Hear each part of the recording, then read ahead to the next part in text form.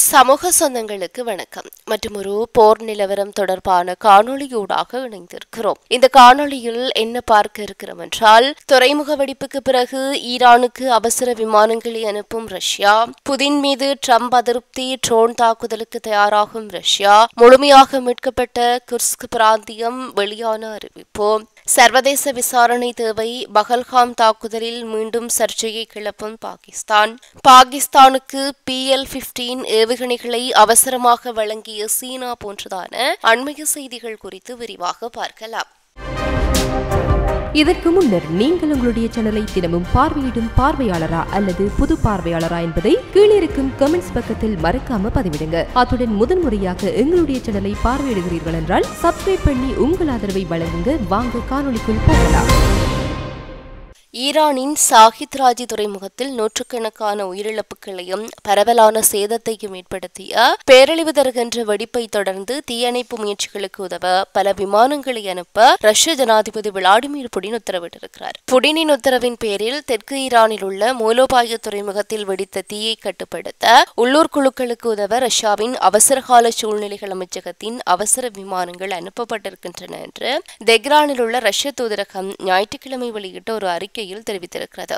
அதே நேரம் முன்னதாக கிரெம்ளின் போர்ட்டலில் வெளியிடப்பட்ட செய்தியில், புடின் இஸ்லாமிய புரட்சியின் தலைவர் அயதுல்லா சயீத் அலி கமேனி, ஜனாதிபதி மசூத் பெசஸ்கியான் மற்றும் ஈரானிய தேசத்திற்கு தன்னுடைய இரங்கலை தெரிவித்திருந்தார். துயர சம்பவத்தின் தாக்கங்களை தணிக்க மாஸ்கோ மேலும் ஆதரவை வழங்க தயாராக இருப்பதாகவும் ரஷ்ய ஜனாதிபதி வலியுறுத்தி இருந்தார். சனிக்கிழமை சாஹித் ராஜி துறைமுகத்தை உலுக்கிய பெரிய குண்டுவெடிப்பில் தற்போது வரைக்கும் குறைந்தது 28 பேர் கொல்லப்பட்டிருக்கிறார்கள். 800க்கும் மேற்பட்டோர் காயமடைந்ததாக கூறப்படுகிறது. இருப்பினும் இந்த வெடிப்புக்கான காரணம் தெரியாத நிலையில் தற்போது அது விசாரணையில் இருப்பதாக கூறப்படுகிறது.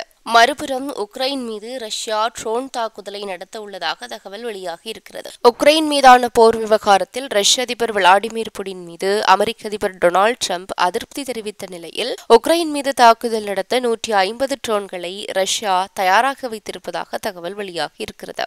வாட்டிகானில் நடந்த போப் பிரான்சிஸின் உடல் நல்லடக்கம் செய்யப்படுகின்ற நிகழ்வில் வொலோடிமிர் ஜெலன்ஸ்கியும் அமெரிக்க அதிபர் டொனால்டு ட்ரம்பும் ஒரே நேரத்தில் பங்கேற்றார்கள். மேலும் போப் இறுதிச் சடங்கில் பங்கேற்க வந்திருந்த இருவரும் நெடுநேரம் பேசிக் கொண்டிருந்ததாக கூறப்படுகிறது. இந்த சந்திப்பை தொடர்ந்து தமது ட்ரூத் சோசியல் சமூக வலைதள பக்கத்தில் பதிவிட்ட ட்ரம்ப், உக்ரைனில் நீடிக்கும் சண்டையை முடிவுக்கு கொண்டு வருவதில் புடினுக்கு விருப்பம் இருக்கிறதா இல்லையா என்ற சந்தேகம் எழுகிறது. பொதுமக்கள் வசிக்கும் பகுதிகள் மற்றும் நகரங்கள் மீது ரஷ்யா ஏவுகணைகளை வீசுவதற்கு எந்த காரணமும் இல்லை. உக்ரைன் நகரங்கள் மீதான ரஷ்யாவின் தாக்குதல்களை பார்த்தால் போரை நிறுத்த புடின் விரும்பவில்லை என்றும் அவர் என்னை ஏமாற்றி அவருடைய வழிக்கு கொண்டு செல்ல நினைக்கிறார் என்றும் கூட ட்ரம்ப் கூறியிருந்தார். மேலும் ரஷ்யா மீது பொருளாதார தடை கடுமையாக்கப்படும் என்று மறைமுக எச்சரிக்கையையும் விடுத்திருந்தார் ட்ரம்ப்.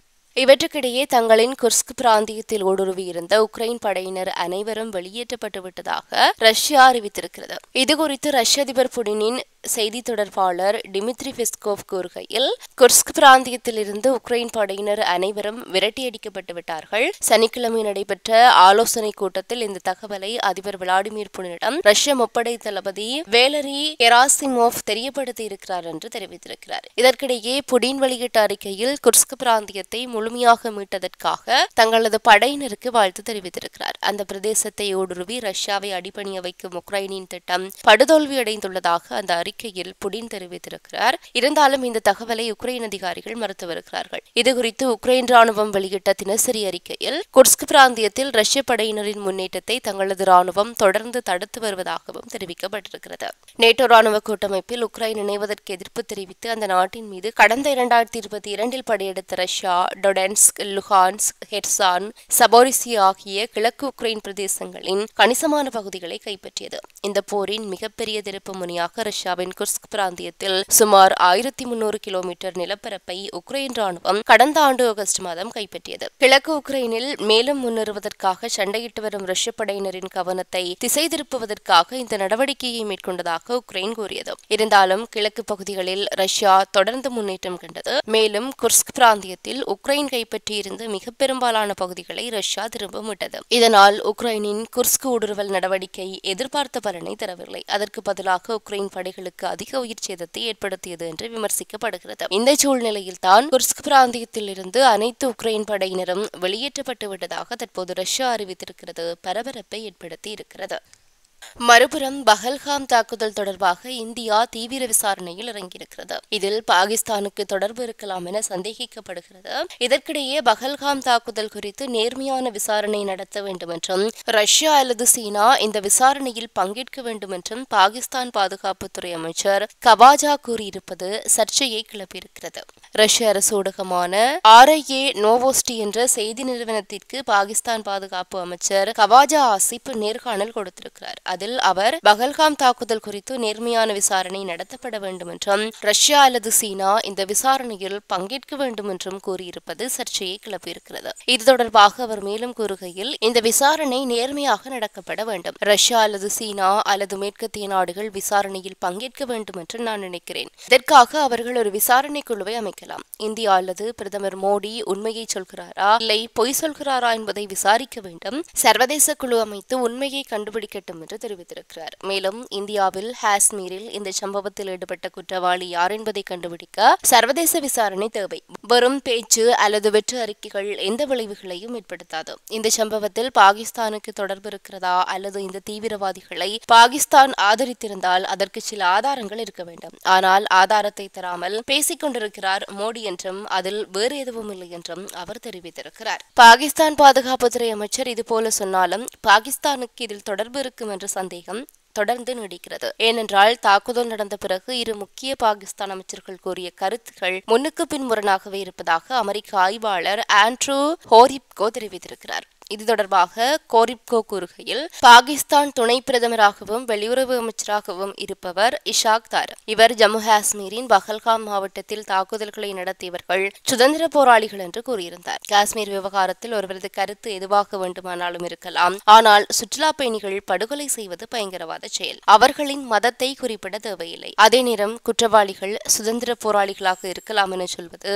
உலகெங்கிலும் இருக்கின்ற உண்மையான சுதந்திர போராளிகளை இழிவுபடுத்துகின்ற ஒன்றாகவே பார்க்கப்படுகிறது. இது பயங்கரவாதத்தை மறைமுகமாக நியாயப்படுத்துகிறது. அதே போல அந்த நாட்டின் பாதுகாப்பு அமைச்சர் கவாஜா ஆசிப் கூறிய கருத்தையும் நாம் கவனிக்க வேண்டும். பஹல்காம் தாக்குதல் ஒரு தவறாகி போன ஆபரேஷனாக இருக்கலாம் எனவும் ஹோரிப்கோ கூறியிருந்தார். அதே நேரம் இவர்களின் இந்த பேச்சுக்களை கவனித்தால் இது தீவிரவாதத்தை மறைமுகமாக ஆதரிக்கும் வகையிலான கருத்துக்களாகவே இருக்கின்றன என்றும் கோரிப்கோ சுட்டிக்காட்டியிருக்கிறார். இறுதியாக இந்தியாவுடன் நீடிக்கும் பதற்ற நிலைக்கு மத்தியில் பாகிஸ்தானுக்கு அதிநவீன PL-15 ஏவுகணைகளை சீனா அவசரமாக அனுப்பி வைத்திருக்கிறது. இந்தியா பாகிஸ்தான் இடையே பதற்றம் அதிகரிக்கும் நிலையில் பாகிஸ்தான் விமானப்படை சீனாவின் மிகவும் உயர்தரமான PL-15 ஏவுகணைகளை அவசரமாக பெற்றிருப்பதாக தகவல்கள் வெளியாகி இருக்கின்றன. PAF தற்போது தனது புதிய JF-17 Block 3 போர் விமானங்களில் PL-15 பியாண்ட் விஷுவல் ரேஞ்ச் ஏவுகணைகளை ஏற்றியிருக்கின்ற புகைப்படங்களை வெளியிட்டிருக்கிறது.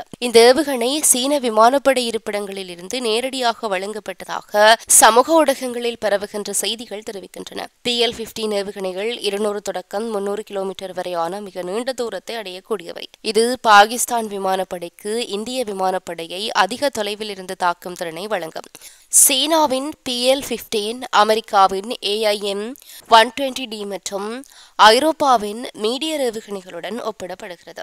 மீடியர் ஏவுகணைகள் இந்தியா தனது ரஃபேல் விமானங்களில் ஏற்றியிருக்கிறது. இருப்பினும் PL-15 ஏவுகணைகள் விரைவான வேகத்தையும் நீண்ட இலக்குகளையும் தாக்கும் திறன்களையும் கொண்டுள்ளதாக கூறப்படுகிறது. இந்த அபாயத்திற்கு எதிராக இந்திய விமானப்படை ரஷ்யாவின் R-37M ஏவுகணைகளை வாங்கும் திட்டத்தை பரிசீலிக்கிறது. இந்த ஏவுகணைகள் 300 தொடக்கம் 400 கிலோமீட்டர் தூரத்தில் இருக்கின்ற இலக்குகளை தாக்கக்கூடியது. இந்த நிலையில் இந்தியா தனது உள்நாட்டு அஸ்த்ரா MK3 திட்டத்தையும் விரைவில் நிறைவேற்ற முயற்சிக்கிறது. புதிய அஸ்த்ரா ஏவுகணை 340 கிலோமீட்டர் தூரத்தில் இருக்கின்ற இலக்குகளை தாக்கும் திறன் பெற்றதாக கூறப்படுகிறது. இந்தியா பாகிஸ்தான் இடையிலான பதற்றம் மேலும் அதிகரித்து வருகின்ற சூழ்நிலையில் இரு நாடுகளும் தங்கள் ஆயுத வலிமையை மேம்படுத்தி வருகின்றன என்பது குறிப்பிடத்தக்கது. இத்துடன் இந்த காணொளி நிறைவு பெறுகிறது. இந்த காணொளி பற்றிய உங்களுடைய கருத்துக்களை கீழே இருக்கிற கமெண்ட்ஸ் பக்கத்தில் பதிவிட்டு சொல்லுங்க. மற்றும் ஒரு காணொளி வாயிலாக சந்திக்கலாம். தொடர்ந்தும் சமூகத்தோடு இணைந்திருங்கள்.